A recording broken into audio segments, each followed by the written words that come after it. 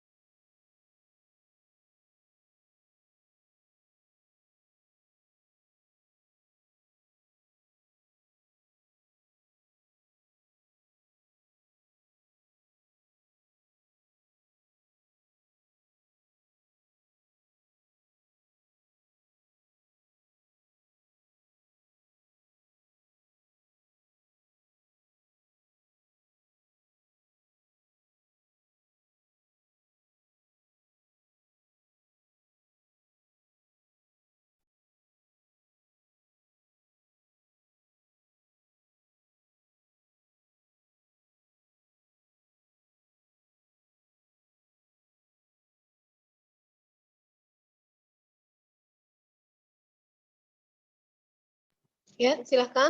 Pertanyaan selanjutnya. Sudah ada?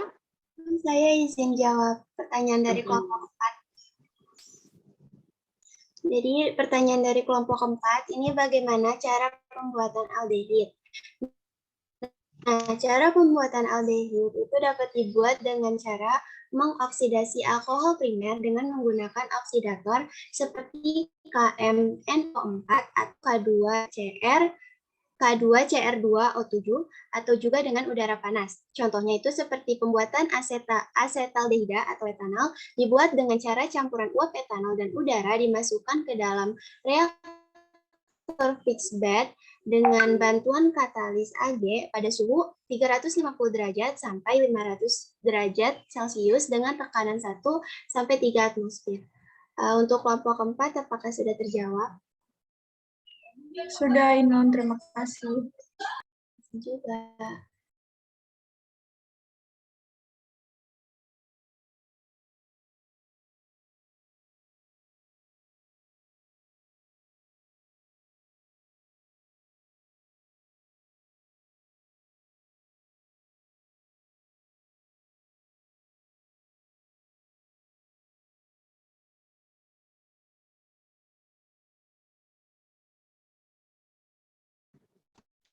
Oke. Sambil menunggu. Sambil menunggu, teman-teman. Ether apa sama dengan alkohol?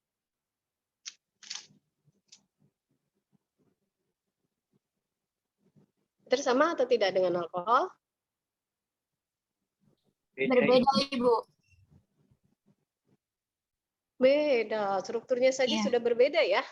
Kalau dilihat strukturnya, alkohol kan ROH gitu ya, alkohol ya. Kalau ether, ROR aksen. ROR aksen, kata yang William tuh ya. Sehingga kalau dilihat dari strukturnya, sifatnya apakah berbeda? Kurang lebih. Kurang lebih? Iya, Bu, iya. Berbeda kah? Ya, Bu, berbeda. Iya, berbeda. Berbeda. Apa yang menyebabkan berbeda?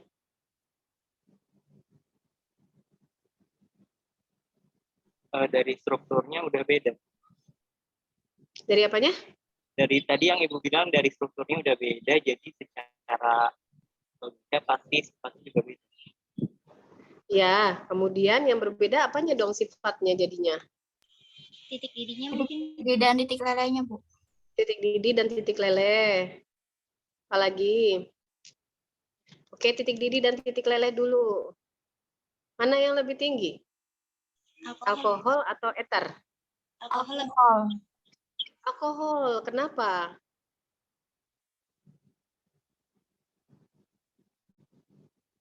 Kenapa? ROR aksen dengan RH. Kenapa? Titik didinya lebih tinggi pada eter.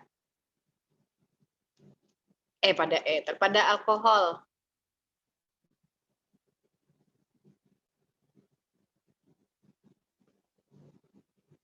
Berkaitan dengan ikatan hidrogen.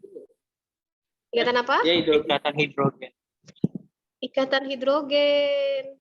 Kalau eter dengan sesama eter tidak bisa membentuk ikatan hidrogen, gitu kan ya? Kalau alkohol ada ROH kan ya, bisa membentuk ikatan hidrogen. Masih ingat kan ya, tadi ikatan hidrogen itu ikatan yang sangat kuat, gitu kan? Sehingga untuk memutus itu butuh effort lebih. Itu yang menyebabkan alkohol lebih sulit dididihkan. Jadi titik didihnya lebih tinggi.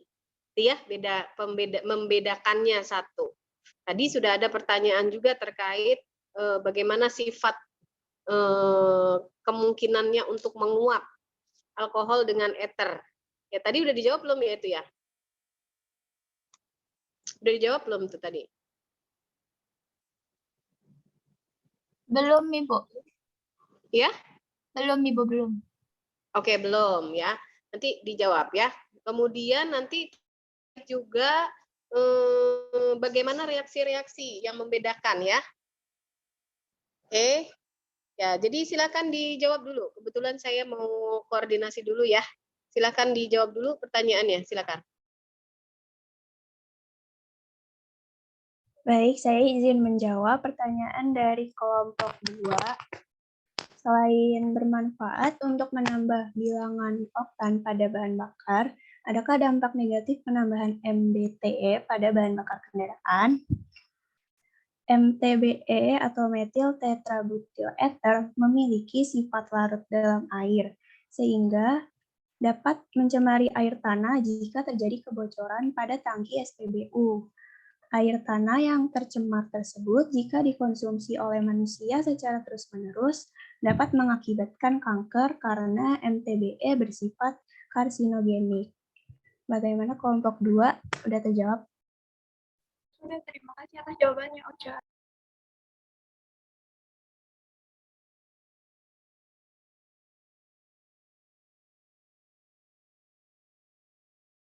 Izin menjawab dari pertanyaan Akila kelompok 3. Alkohol dan eter sama-sama memiliki sifat mudah menguap. Di antara keduanya, manakah yang lebih mudah menguap dan mengapa? Di antara alkohol dan eter yang lebih menguap itu adalah eter, karena eter merupakan isomer dengan alkohol monohidrat. Namun titik didihnya jauh lebih rendah daripada alkohol isomer, karena yang lain lebih menguap. Ini terjadi karena tidak seperti alkohol, eter tidak membentuk ikatan hidrogen. Akibatnya, eter tidak menunjukkan hubungan molekuler dan memiliki titik didih yang lebih rendah daripada alkohol. Alkohol kurang mudah menguap daripada eter karena alkohol mengandung atom hidrogen yang terikat pada atom oksigen yang sangat elektronegatif. Oleh karena itu, mereka membentuk ikatan hidrogen antar molekul. Alkohol ada sebagai molekul terikat. Apakah sudah menjawab, Akila? Sudah, terima kasih, Mau. Oke, saya izin menjawab pertanyaan dari Bellatrix yang terkait tadi perbedaan antara ether dan alkohol. Tadi kan seperti yang dijelaskan oleh Mem Ayu bahwa ether dan alkohol dan ether ini merupakan isomer fungsi, yaitu rumus umumnya itu sama kan. Nah, gugus fungsi alkohol itu kan ada OH-nya yaitu bersifat polar, dan alkohol ini menyebabkan adanya ikatan bungkai hidrogen yang disebabkan titik cair dan molekul alkohol. Sedangkan ether, titik didih yang bersifat kurang polar, jauh lebih tinggi dan tidak terdapat ikatan hidrogennya yang sesuai dengan sifat kimia. Nah, alkohol bereaksi dengan PCl5 menghasilkan gas HCl. Sedangkan ether bereaksi tetapi tidak menghasilkan HCl melainkan membentuk 2 alkil klorid. Jadi seperti itu. Bagaimana Bellatrix? Apakah sudah terjawab? Sudah, terima kasih Deva. Ya, sama-sama. Baik, terima kasih kepada kelompok 1 atas jawabannya.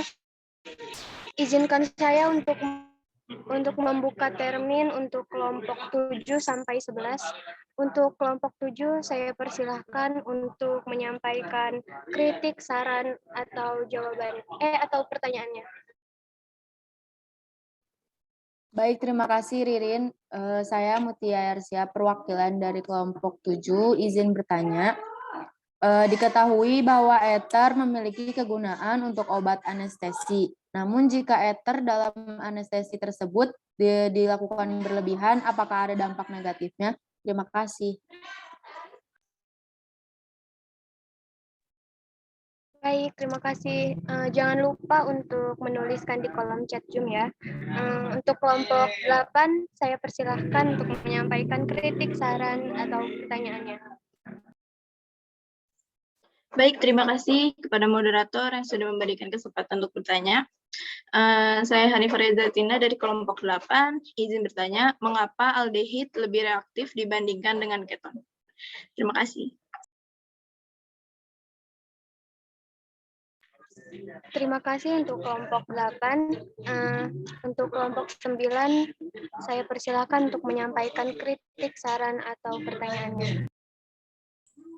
Ya, terima kasih moderator dan terima kasih kepada kelompok 1 yang telah memaparkan materinya dengan baik. Saya Mariani Renata dari perwakilan kelompok 9. Izin bertanya, bisa tolong dijelaskan mengapa ether lebih polar daripada alkena? Terima kasih. Baik, terima kasih kepada kelompok 9. Untuk kelompok 10, saya persilakan untuk menyampaikan kritik, saran, atau pertanyaannya.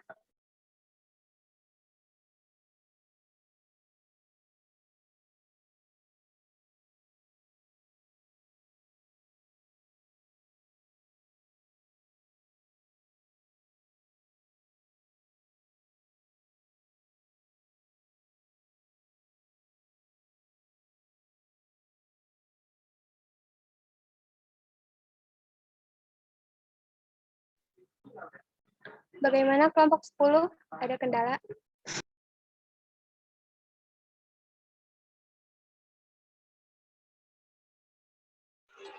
Baik, saya perwakilan dari kelompok 10. Sebelumnya terima kasih kepada kelompok 10 atas penyampaian materinya.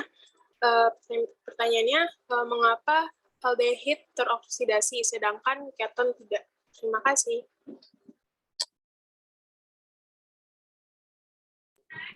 Baik, terima kasih kepada kelompok 10. Untuk kelompok 11, saya persilahkan untuk menyampaikan kritik, saran, atau pertanyaannya. Baik, terima kasih kelompok 1 atas presentasinya yang sudah cukup baik, dan terima kasih moderator atas kesempatannya untuk dipersilakan bertanya. Saya Kairina Sherin dari kelompok 11, izin bertanya. Di PPT ada tulisan kalau aldehid dan keton punya titik didih yang lebih rendah dari alkohol. Nah, pertanyaan saya itu kenapa bisa begitu? Terima kasih.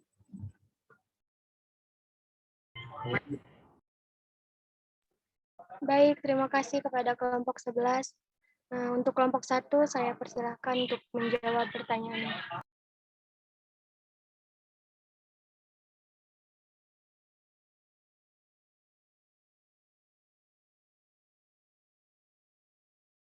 Oke, saya izin jawab pertanyaan dari kelompok 7. Pertanyaannya, diketahui bahwa ether memiliki kegunaan untuk obat anestesi. Namun jika ether dalam anestesi tersebut berlebihan, apakah ada dampak negatifnya? Baik, ada dampak negatif yaitu pada saat dosis yang digunakan berlebihan. Jika dosis berlebih, maka akan menimbulkan keracunan pasien yang mana tekanan CO2 akan naik sebagai akibat sistem ventilasi berkurang dan kesetimbangan asam, karbonat, dan bikarbonat dalam darah terganggu. Jika terjadi demikian, maka pasien akan mengalami asidosis respiratorik, yaitu gangguan pernapasan akibat meningkatnya gas CO2 dalam darah yang selanjutnya akan menyebabkan pingsan. Untuk kelompok 7, apakah sudah terjawab? Sudah, terima kasih Ainun. Baik, saya akan menjawab pertanyaan dari kelompok 8 dari perwakilannya yaitu Hanifa. Sebelumnya terima kasih Hanifa dan kelompok 8 atas pertanyaannya. Pertanyaannya adalah mengapa aldehid lebih reaktif daripada keton? Seperti yang telah dijelaskan tadi. Nah, aldehid ini kan berasal dari alkohol primer yang teroksidasi. Kemudian kalau keton itu kan berasal dari alkohol sekunder yang teroksidasi. Nah, aldehid ini berbeda dengan keton karena aldehid mempunyai sebuah atom hidrogen yang terikat pada gugus karbonilnya. Nah, struktur aldehid itu kan unsurnya itu kan ada C, H, sama O dengan rumusnya itu RCHO, di mana R-nya adalah persenyawaan gugus karbonil yang diikat oleh satu gugus alkil adalah yaitu CHO. Nah, CHO ini gugus fungsi aldehida. Sedangkan untuk keton itu kan unsurnya kan CHO juga dengan rumusnya itu RCOR, di mana R-nya itu persenyawaan gugus karbonil yang diikat oleh dua gugus alkil atau bisa juga gugus aril, dan CO-nya ini adalah gugus fungsi keton atau karbonil. Nah, hal tersebutlah yang menyebabkan aldehid sangat mudah teroksidasi, sedangkan keton tidak memiliki atom hidrogen tersebut sehingga tidak mudah dioksidasi. Nah, keton ini hanya bisa dioksidasi dengan menggunakan agen pengoksidasian yang kuat yang memiliki kemampuan untuk memutuskan ikatan karbonnya. Seperti itu, Hanifa. Apakah sudah terjawab atau ingin menambahkan? Sudah, Deva. Terima kasih jawabannya. Oke, sama-sama. Baik, saya izin menjawab pertanyaan dari Mariani. Mengapa ether lebih polar daripada alkena? Ether bersifat sedikit polar karena sudut ikatnya itu COC, ether adalah 110 derajat, sehingga CO tidak dapat meniadakan satu sama lainnya. Ether lebih polar daripada alkena, tetapi tidak sepolar alkohol. Tidak sepolar alkohol atau ether, ataupun amida. Walau demikian, keberadaan dua pasangan elektron menyendiri pada atom oksigen ether memungkinkan ether berikatan hidrogen dengan molekul air. Ether dapat dipisahkan secara sempurna melalui destilasi. Bagaimana Mariani, apa udah terjawab? Sudah terjawab, terima kasih Ocha.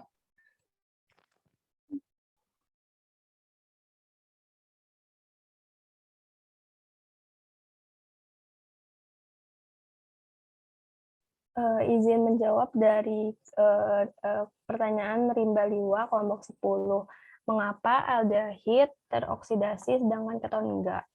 Nah, karena aldehid itu memiliki atom hidrogen yang berikatan dengan karbon sehingga jika dioksidasi itu akan membentuk asam karboksilat. Contohnya itu kayak formaldehid yang akan membentuk asam format. Kemudian sedangkan keton tidak memiliki atom hidrogen tersebut sehingga tidak mudah teroksidasi. Apakah sudah menjawab, Liwa? Sudah, Maulida. Terima kasih.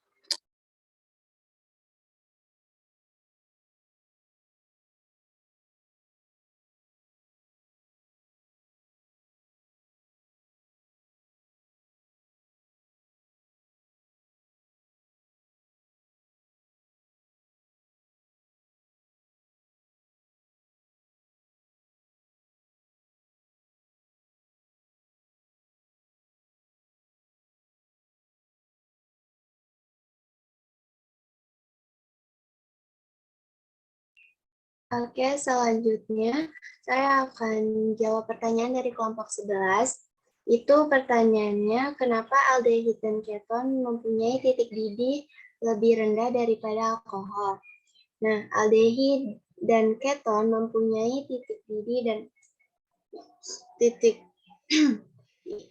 ini lebih rendah dibandingkan alkohol yang jumlah atom C-nya sama. Hal itu karena tidak adanya ikatan hidrogen. Nah, besarnya di antara senyawa yang berikatan H dengan senyawa nonpolar. Mungkin itu jawaban untuk kelompok 11. Apa sudah terjawab? Sudah, Inan. Terima kasih.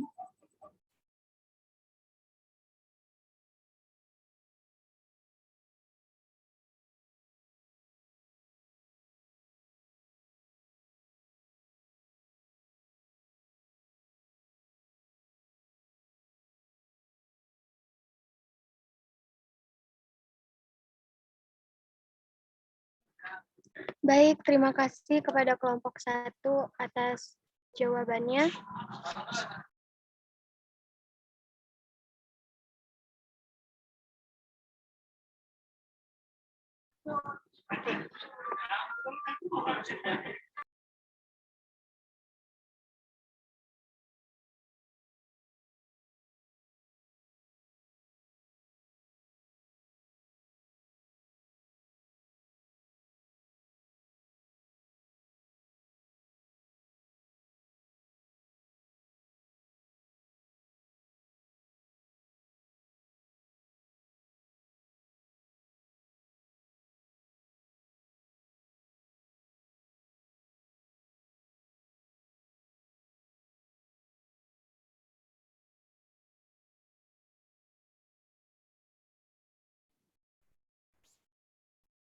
Apakah sudah terjawab semua pertanyaan?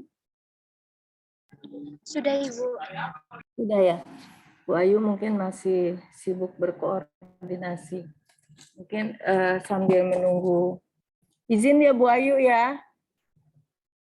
Sambil menunggu Bu Ayu, ya saya ingin menanggapi presentasi pada siang hari ini. Ya. Pertama, terima kasih untuk kelompok penyaji. Saya mengikuti diskusi siang hari ini kayaknya semangat banget. Saya senang.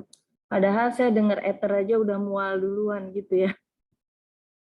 Membayangkan peran Ether sebagai obat bius, saya udah mual duluan gitu. Pertanyaan-pertanyaannya juga bagus ya dan sudah dijawab oleh penyaji dengan baik. Kemudian juga tadi terkait dengan pemanfaatan ya, itu memang yang disampaikan kebanyakan itu aplikasi langsung dalam kehidupan sehari-hari. Kayak misalnya Ether sebagai obat bius gitu ya. Nah, mungkin ini masukan saja dari saya. Selain fungsi-fungsinya seperti itu, Anda bisa cari tahu juga mekanisme reaksinya. Ya, kenapa menimbulkan efek seperti yang disampaikan tadi gitu. Ya, sehingga kajiannya akan lebih mendalam. Karena kan ini prodinya prodi pendidikan biologi. Ya, bagus sekali, saya respect dengan Anda bahwa Anda paham ikatan kimia, pembentukannya, segala reaksinya gitu ya. Itu bagus. Tapi jika kita kaitkan dengan konteks kebiologian, ya harusnya coba cari tahu lagi. Mungkin nanti pada saat mereview artikel ya bisa dicari tahu lebih jauh. Misalnya tadi saya sebut ether terus karena supaya nyambung. Misalnya kenapa ether memberikan efek rasa mual gitu ya. Kira-kira apanya ya? Bagian mana yang menyebabkan munculnya rasa mual itu? Gitu. Terus misalnya lagi formalin. Kenapa formalin bisa digunakan untuk pengawet tadi ya? Ya, pengawet. Dia mengeraskan apa yang dikeraskan oleh formalin? Protein. Protein. Ya. Nah, itu coba cari tahu lebih banyak. Kenapa terus kok proteinnya jadi keras gitu? Ya kan formalin biasanya untuk pengawet gitu kan? Ya, pengawet bahkan untuk mayat gitu. Nah, kenapa ini kok jadi keras? Sebenarnya reaksi pada bagian gugus apanya gitu. Makanya bakso kalau yang banyak formalinnya enak kenyal-kenyal gitu ya. Gitu nggak? Jadi keras gitu kan? Awet terus kenyal-kenyal gitu, kenyal-kenyal. Nah, itu kan karena makin banyak formalin kan makin seperti itu gitu. Ya, terus tahu juga. Nah, kenapa bisa jadi awet? Gitu. Oke, proteinnya dikeraskan. Gitu. Nah, kenapa bisa jadi keras? Yang Anda perlu cari tahu lebih banyak, karena terus terang pembelajaran kali ini kan pembelajaran berbasis kasus gitu ya, dan juga proyek itu utamanya. Jadi memang kita harus cari tahu kemengapaannya lebih jauh. Memang kimia organik ini kalau dilihat sekilas kelihatannya kita belajar struktur, ikatan-ikatan gitu kan. Ya, reaksi-reaksi betul sekali, tapi jangan lupa bahwa kita di prodi pendidikan biologi harus kaitkan juga dengan kejadian-kejadian yang konkret dalam kehidupan sehari-hari. Kemengapaan itu yang harus kita jawab gitu. Paham teman-teman semua? Ya. Saya kira ini sangat menarik gitu. Ya, sangat menarik untuk dikaji lebih jauh. Entah itu formalin, entah itu ether, alkohol, atau apapun. Coba dari kasus-kasus yang sudah Anda sampaikan, gali lebih dalam lagi. Supaya kemampuan berpikir kritis dan analitis Anda semakin terasah. Gitu. Sehingga nanti pada saat masuk ke mata kuliah selanjutnya, itu Anda bisa sudah terlatih gitu. Sudah terlatih menganalisis. Biokimia ini kan basic ya, yang nantinya digunakan untuk mata kuliah di jenjang berikutnya gitu. Nah, kalau di tahapan basic ini Anda sudah terlatih, saya yakin nanti di mata kuliah selanjutnya Anda akan jauh lebih mudah memahaminya. Gitu. Ya. Ini mungkin kelas ini yang lebih lambat dibanding kelas PBA ya, karena memang pernah libur 1 hari ya, hari Selasa waktu itu. Ya, nggak apa-apa. Nah, terus gini pesan saya lagi, golongan-golongan yang sudah dibahas di sini di kimia organik itu nantinya jadi basic untuk kita masuk mempelajari biomolekul, gitu. Misalnya ada aldehid, ada keton gitu ya. Nah, ini basic untuk kita membahas karbohidrat. Gitu, penggolongan-penggolongan sakarida misalnya. Nah, penggolongan gula. Nah, ada aldoheksosa, ada ketosa misalnya. Nah, itu basicnya adalah kimia organik yang kita pelajari di sini. Gitu teman-teman. Oh ya, satu lagi. Mungkin di dalam membaca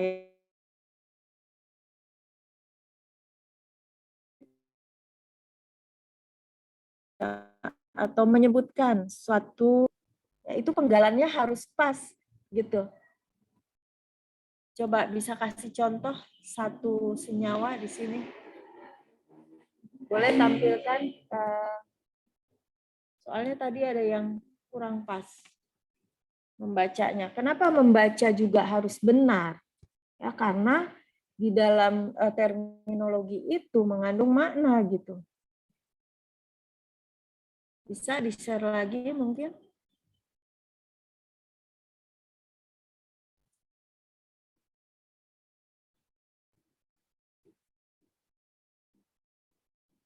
Coba ada satu nama senyawa yang agak panjang.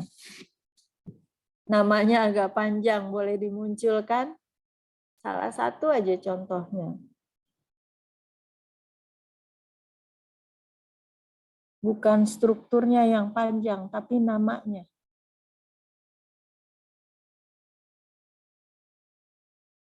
Oke lah,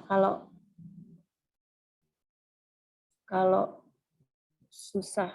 Mungkin kalau misalnya metil propanoat gitu ya, misal. Nah, itu kan Anda udah biasa penggalan metil, tapi kadang-kadang penggalannya itu nggak pas.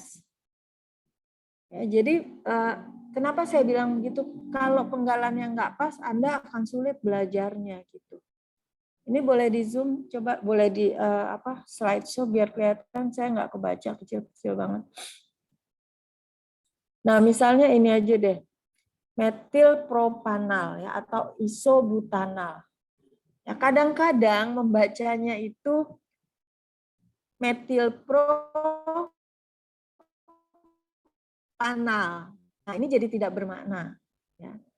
Atau isobutanal.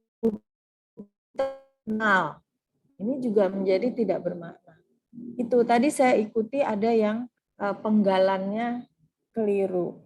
Ya, jadi tolong biasakan membaca pun harus tepat supaya maknanya tidak hilang gitu. Supaya Anda juga lebih mudah memahaminya.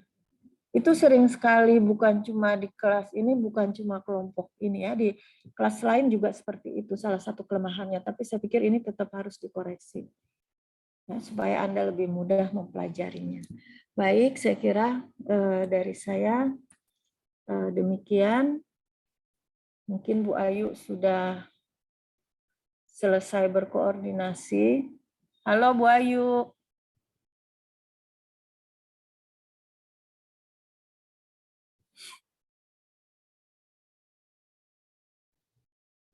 Makasih Bu atas saran dan masukan. Sama-sama William. Semangat ya semua ya teman-teman.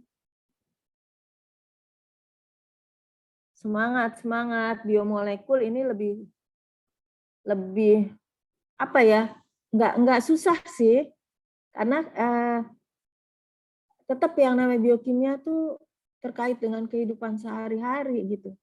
Ya, enggak susah, cuman pastinya kan molekulnya lebih kompleks gitu. Ya, dari kimia organik. Tapi kalau saya ikuti kimia organiknya udah mantap, insya Allah biomolekulnya juga lancar belajarnya. Yang penting semangat, ikuti dengan senang hati. Ya, harus happy belajarnya, jangan dibikin stres. Ya. Jangan dibikin stres. Bahas alkohol, ya bayangkan aja alkohol tuh kayak apa sih, aseton. Oh ya, buat yang paling gampang deh untuk menghapus cat kuku misalnya, itu kan keseharian juga. Alkohol ya kita nggak mungkin lepas dari senyawa-senyawa kimia itu juga ya. Baik, dari saya cukup. Terima kasih. Silahkan dilanjutkan belajarnya ya. Assalamualaikum semuanya. Waalaikumsalam warahmatullahi wabarakatuh. Terima kasih Bu. Terima kasih Bu. Bu.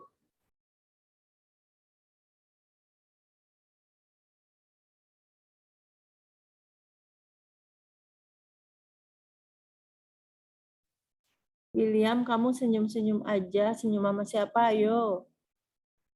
Enggak, saya mah senyum aja kan. Oh, Senyum gitu itu ya? ibadah. Senyum sama siapa? Ayo, sama Izat lagi. Enggak. Enggak ya, ya memang harus happy. Semuanya harus senyum-senyum ya. Belajarnya harus dengan gembira.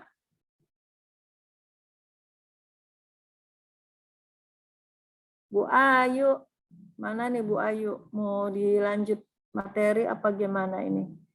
Biar tunggu Bu Ayu aja ya.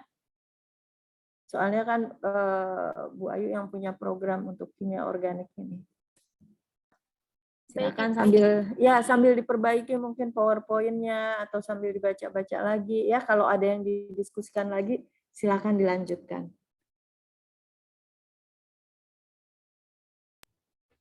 Baik.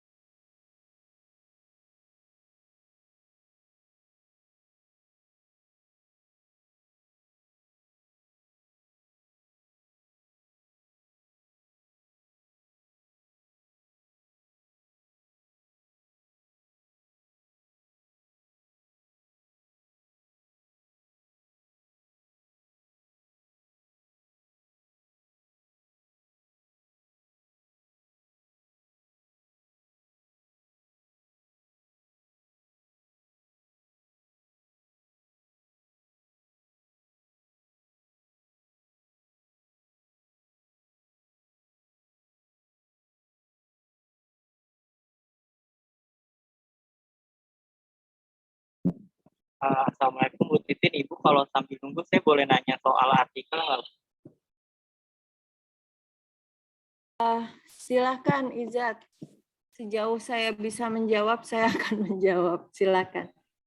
Kan ini Bu, kan kita kelompok 10 itu kan artikelnya tentang enzim. Nah, kita pakai enzim yang enzim angiotensin converting enzim yang di virus COVID itu Bu. Nah, Putus-putus, maaf Izat. Izat suaranya putus-putus. Atau sinyal saya yang jelek? suara saya terdengar Ibu, sudah jelas. Sinyal saya jelek nih kayaknya nih.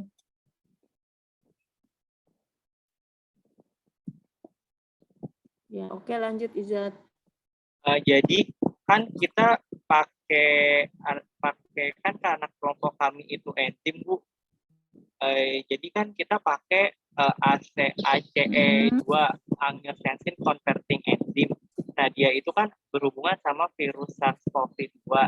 Nah, yang saya bingung itu yang di sini itu ada artikel yang berkaitan dengan spike mutan. Nah, kalau ditranslate ke Indonesia kan spike itu lonjakan, itu maksudnya jenis SARS-nya itu spike atau lonjakan COVID-19-nya gitu.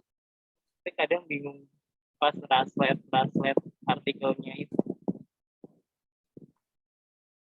Putus-putus Izat, maaf. Oh ya gini ya. Teman-teman mumpung lagi pada nyari juga nih artikelnya ya. Hati-hati di dalam mencari artikel. Suara saya kedengeran nggak? Jelas nggak? Kedengar. Dengar Ibu. Kedengar ya, baik. Jadi gini, artikel itu kan banyak sekali ya. Kalau kita nyari enzim aja, pasti keluar juga banyak tentang enzim. Tapi lagi-lagi ingat cari artikelnya juga yang berkaitan dengan enzim dalam konteks biokimia. Ya, jangan dalam konteks kedokteran atau genetika misalnya. Bukannya nggak boleh, karena kajiannya belum sampai ke sana gitu. Ya, sehingga pastinya Anda akan merasa sulit karena basic pemahamannya belum sampai ke sana. Kan kayak misalnya genetika, Anda kan belum dapat tentang mata kuliah genetika kan? Ya. Jadi Ya, Bu, belum, artinya Bu. jangan mempersulit diri sendiri. Enzim ya banyak konteksnya, bisa diterapkan di fisiologi, bisa di genetika gitu.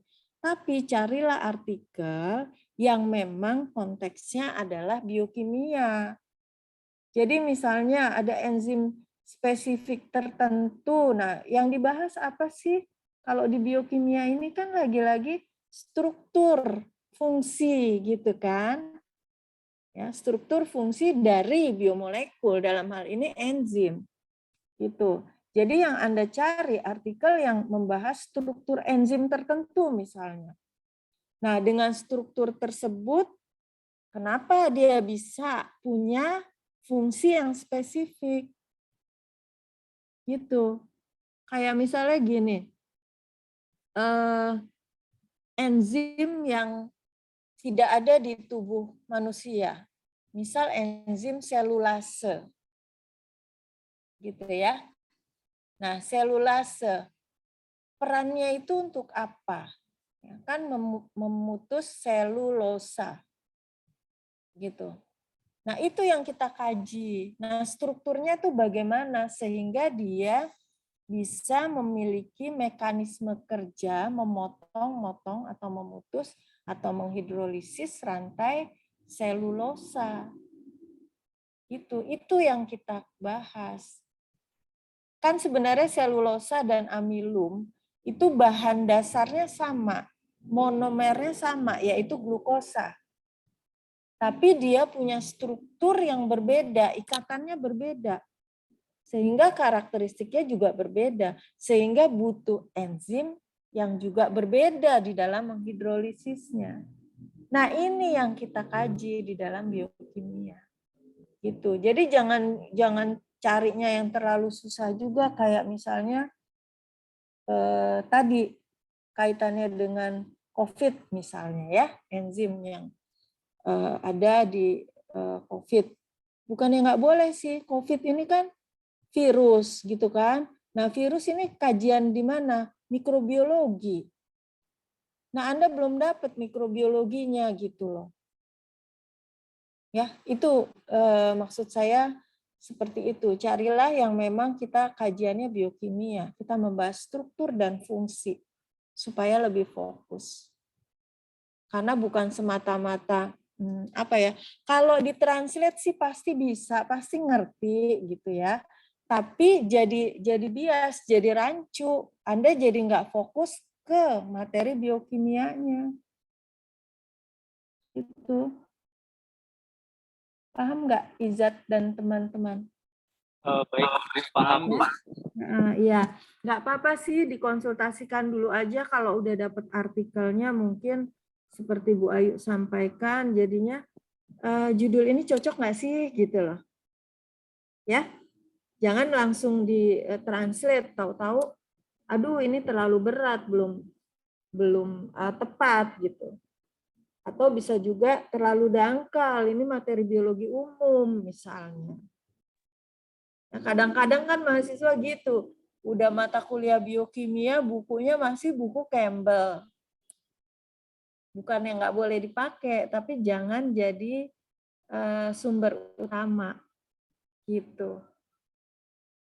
Ya, Izat ya, dan teman-teman juga semoga bisa dipahami. Silakan aja kalau udah punya artikel, bisa di-share di grup mungkin.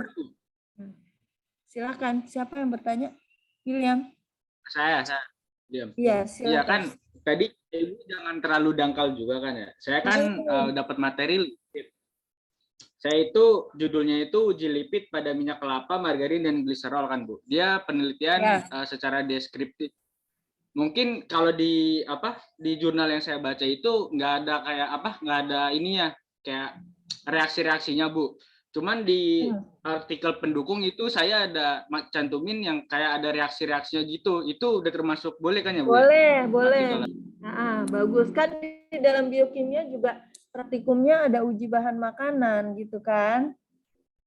Ya, nanti jurnal pendukungnya. Ya, misalnya gini, uji amilum, kenapa dia warnanya jadi ungu gitu. Nah, reaksinya kan bisa dari jurnal pendukung. Tapi sedapat mungkin artikelnya yang bahasa Inggris ya William ya? Enggak, tapi saya dapatnya yang ini sih Indonesia sih Bu. Kalau mungkin kalau artikel pendukung ada dari dikaji lagi apanya yang dikaji. Ya, coba cari dulu deh. Oke, maaf sebentar ya, saya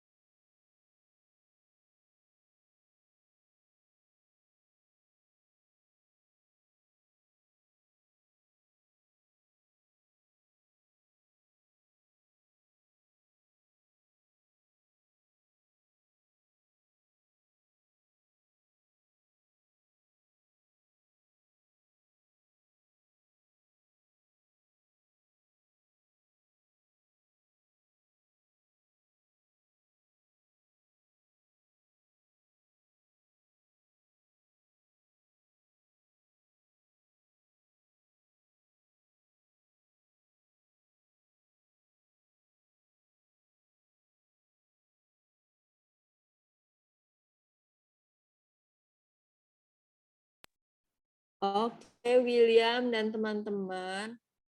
Ya kan sambil belajar nih, ya kan? Kalau artikel bahasa Indonesia, maaf bukannya mengecilkan ya, tanpa bermaksud mengecilkan artikel bahasa Indonesia. Mungkin kalau bahasa Inggris kan jadi Anda sambil belajar memahami juga gitu loh. Ya, saya yakin banyak banget kok artikel yang bahasa Inggris. Kemarin waktu arahan dari Bu Ayu, boleh gitu bahasa Indonesia? Kayaknya nggak boleh deh.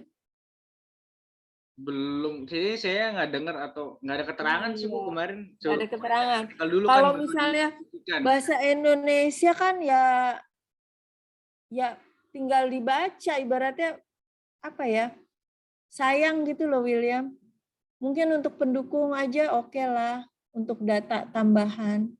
Tapi artikel utama yang Anda kaji itu sebaiknya yang bahasa Inggris. Ya, supaya belajarnya lebih apa ya, bisa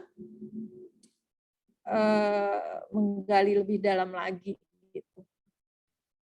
Ya William ya, Berarti dicari untuk berarti outline previewnya boleh di ini ya Bu, dikoreksi dulu baru dikasih lagi gitu ke boleh. Ibu. Iya, boleh. Kalau Terakhir perlu kapan Bu? artikelnya dulu aja, di artikel yang kamu dapat dikonsultasikan dulu. Ini boleh nggak Bu artikel ini gitu loh. Ya. Berarti Jangan konsultasi ke Ibu Titi nama Bu Ayu dulu ya Bu ya? Iya, judulnya dulu. Cocok nggak artikel ini kalau saya review gitu loh. Ya. Oke. Ibu, Paham ya William dan teman-teman? mau tanya juga Bu, mengenai artikel Bu. Boleh. Silakan. Artikel kami itu mengenai materi asam nukleat, tapi di internet sangat jarang atau enggak hampir enggak ada yang berkaitan dengan biokimia atau strukturnya Bu. Jadi yang bisa banyak. Ayo asam nukleat apa? Fokus aja dulu. Misalnya asam nukleat kan ada RNA, ada DNA gitu kan? Nah, iya Bu, tapi kami kayak artikelnya kayak asam nukleat untuk deteksi RNA dan DNA di plasma serum gitu Bu. Jadi nggak kayak spesifik. Sebentar. Asam nukleat untuk deteksi DNA gimana? DNA aja asam nukleat. Ayo yang dalam plasma Bu, plasma serum. Iya, nggak apa-apa kan. Jadi itu ada metode deteksinya. Nanti dari hasil deteksi itu kan akan kelihatan strukturnya. Struktur DNA atau RNA. Nah, disitulah kita belajar struktur gitu. Sama kayak misalnya protein nih. Kan ada metode pemisahan protein. Ya kan? Nah, itu juga bagian dari biokimia. Gitu. Nggak apa-apa Queen, dicoba dulu cari artikelnya. Makanya saya bilang teman-teman cari artikelnya lalu konsultasikan ke saya atau Bu Ayu. Judul ini cocok nggak? Gitu loh. Itu dulu, jangan sampai nanti memilih artikel terlalu berat, pemahaman Anda nggak nyampe, mereviewnya juga jadi kurang tepat. Gitu. Nah, kalau mereviewnya kurang tepat, lalu mau dipublikasi, itu akan sulit. Ya, karena pihak jurnalnya juga akan melihat, jadi secara konten mungkin kurang pas, jadi peluang untuk diterimanya semakin kecil gitu loh. Paham Queen dan teman-teman? Paham Bu. Paham ya?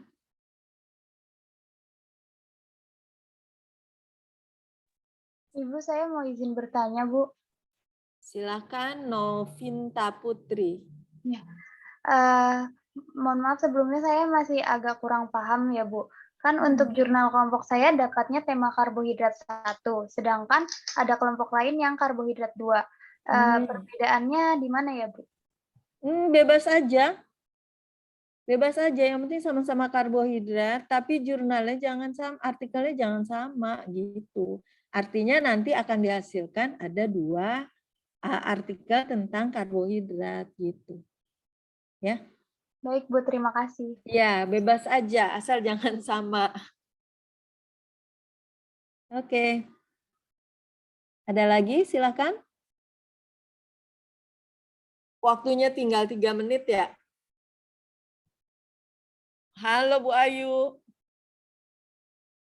Bu Ayu sepertinya sedang sibuk di kampus. Ada lagi yang ingin bertanya? Ibu, nanti ini kita konsultasikannya via Japri ke Ibu atau Bu Ayu atau kita kirim di grup, nanya di grup aja? Di grup aja biar teman-teman juga bisa mengikuti gitu kan. Kadangkala kan kalau temennya nge-share di grup terus teman yang lain baca jadi terinspirasi. Gitu kan? Ya, daripada Japri kan yang tahu cuman Izat sendiri. Teman-temannya mungkin di sana ada yang masih mencari-cari, aduh yang mana ya, nggak punya ide gitu loh. Ya. Artinya jadi kalau di grup itu semua bisa mengikuti. Gitu. Jadi bisa menginspirasi teman-teman yang lain juga. Mungkin ada teman-teman yang malu mau tanya gitu kan. Tapi belum paham. Nah, dengan diskusi di grup biasanya jadi oh maksudnya yang begitu gitu loh. Cuma nggak berani mengungkapkan, kan tiap orang beda-beda ya. Gitu. Saya berharap seperti itu kalau di grup. Tapi saya juga menghimbau teman-teman semua, jangan sungkan, ya, jangan malu untuk bertanya. Ini kita sama-sama belajar kok. Ya, lebih baik Anda bertanya daripada diam aja dalam keraguan-raguan. Gitu. Sehingga nanti selesai kuliah membawa masalah. Nggak terpecahkan. Gitu. Terus besok ketemu lagi masalah yang baru. Tidak terpecahkan lagi, numpuk. Ya kan? Jadi masa setiap saat masalah itu cuma ditampung, tidak terselesaikan. Kan ini juga kurang bagus efeknya. Gitu. Ya gitu ya teman-teman ya, nggak usah sungkan-sungkan. Di grup juga kalau mau diskusi misalnya, mau bertanya silakan. Gitu. Kalau saya sih cenderung lebih enak di WA. Kenapa bisa buka setiap saat gitu loh. Kadang kan kalau LMS segala kan harus buka laptop ya. Nggak setiap saat juga di depan laptop gitu. Atau mungkin di depan laptop juga lagi kerjaan yang lain. Gitu. Ya teman-teman ya.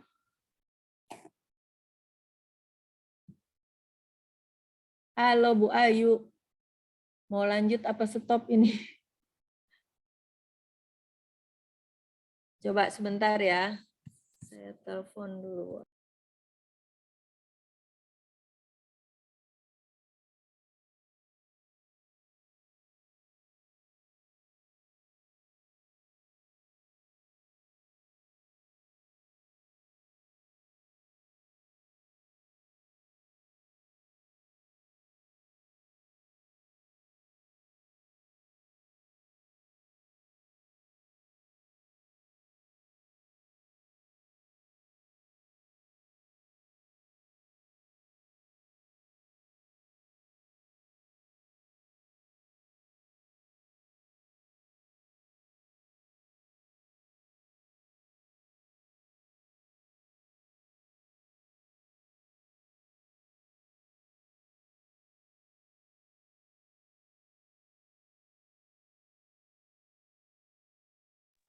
Ya, karena waktunya sudah pukul 14:41,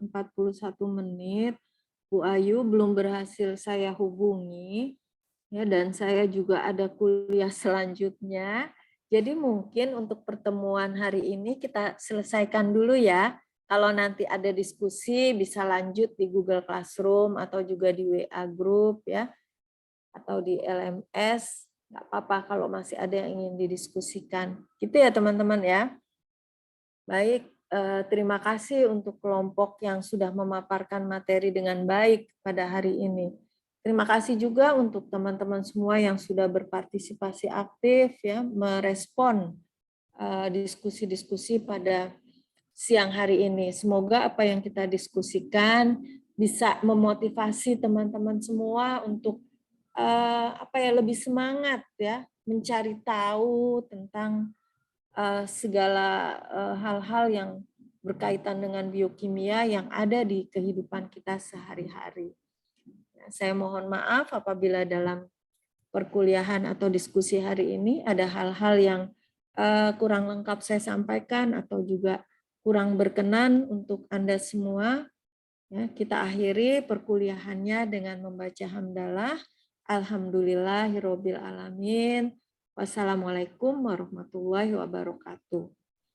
Sehat-sehat. Waalaikumsalam warahmatullahi wabarakatuh. Waalaikumsalam warahmatullahi wabarakatuh. Terima kasih. Ibu, terima kasih.